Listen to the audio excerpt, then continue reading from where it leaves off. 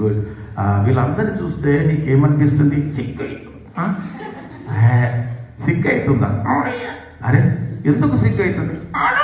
అరే ఆడోళ్ళు ఉంటే సిగ్గు అవుతుందా? లే, అందరూ మన వాళ్ళే, చుట్టాలు, బంధువులు, మన రక్త సంబంధులు. మనం అందరం కూడా యేసయ్య రక్తంలో కడిగిన వాడిన వారము. ఓకే, కాబట్టి నువ్వు తల లేపాలి. ఓకే, ఇంకా కొంచెం లేవు. ఓకే, ఇంకా కొంచెం.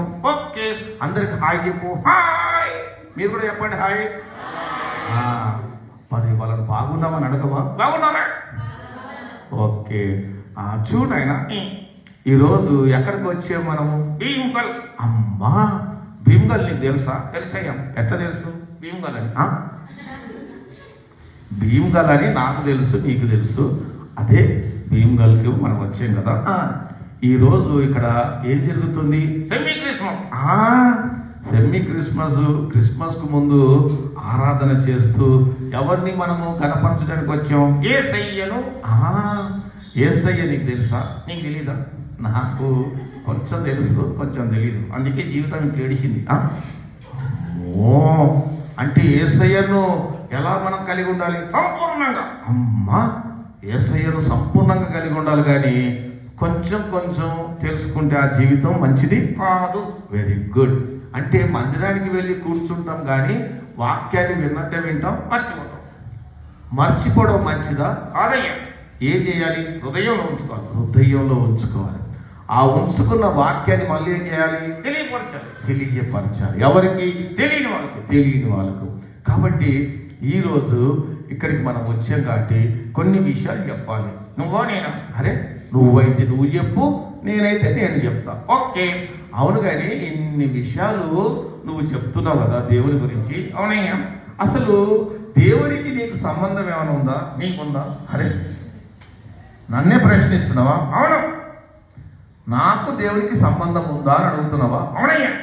ఉన్నది. ఎట్లా? అగో ఎట్లేంటి? మాకు దేవుడు నాకు ఆయన స్వరూపాన్ని ఇచ్చాడు. ఓకే, తన పోలికని ఇచ్చాడు. ఓకే, కాబట్టి దేవుడే ఆయన చేతులతో మమ్మల్ని నిర్మించాడు. ఓకే, కాబట్టి మేము ఘనత, మాకు ఆ గొప్పతనం మాకు ఉంది. చీయా? ఎందుకు చీ అంటున్నావు? పట్టించింది మీరే కదా. ఏంటండి? పట్టించింది మీరే. అమ్మా, అంటే తన పోలికలో తన స్వరూపంలో ఉన్న యేసయ్యను పట్టించింది మీరే. మేమే. నిజమే. దీన్ని బట్టి మేము ఏం చేయాలి? సిగ్గుపడాలి.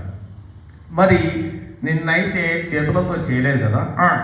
నిన్నైతే కేవలం మాట ద్వారా ఏర్పాటు చేశాడు. సృష్టి అంతట్లో అన్నిటి చేశాడు. మరి నేను ఒక ప్రశ్న అడుగుతా. ఈరోజు భీమ్గల్ పట్టణానికి వచ్చి ఇక్కడ క్రీస్తు సువార్త చేస్తున్నాం. అసలు ఎవరు బతకలేదు కదా జలప్రలయంలో. నువ్వెట్లా బతకొచ్చావు? నీకు తెలివి లేదు. ఏం లేదు? తెలివి లేదా? నాకు తెలివి లేదా? అవునయ్యా. నాకు నిజంగా తెలివి లేదా? లేదు. అమ్మా, నేను అడిగే ప్రశ్న నీకు అర్థమైందా? అయింది.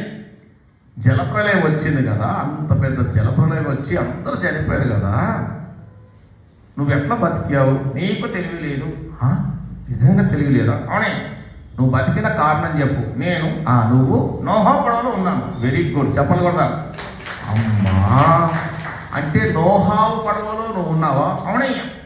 నువ్వే ఉన్నావా? మీ వాళ్ళందరూ ఉన్నారా? అందరూ ఉన్నాం. Very good. కాబట్టి అంత పెద్ద జలప్రలయం వచ్చినప్పటికీ ఎవరు రక్షింపబడ్డారు? మేమే. అంటే నోహా కుటుంబం. నోహా కుటుంబంతో పాటు మీరందరూ రక్షింపబడ్డారు. అవునా? అవునే.